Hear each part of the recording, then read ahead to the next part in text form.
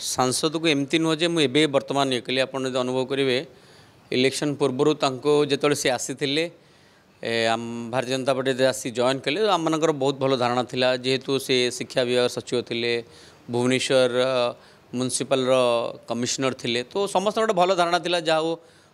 गोटे पार्टीर गोटे भल नेतृत्व मिले आम जितने सुविधा से आम अखंड परिश्रम समस्ते करछु युवक माने महिला हो बुद्धिजीवी बस्ती बासिंदा समस्ते गोटे बड़ टीम बनै तांको जितने संपूर्ण रूपे प्रयास करूँ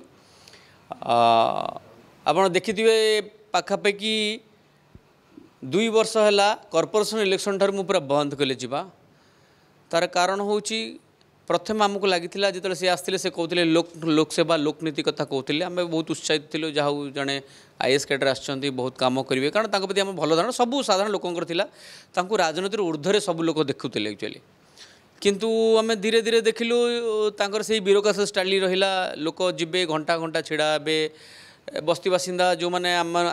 मान कथार जो मैंने कम करते जो युवक भाई मैंने परिश्रम करते जितने बड़ भूमिका थिला जो महिला माने परिश्रम करते धीरे धीरे तांकर कौन कार्यक्रम हो लोक मान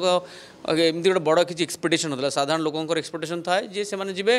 तांकर दुख सुख सांसद सहित देखा करेंगे कथा हे और समस्या समाधान करने प्रयास करें समाधान तो दूर कथा तांकर से ब्यूरोक्रेसी ढाणी रहा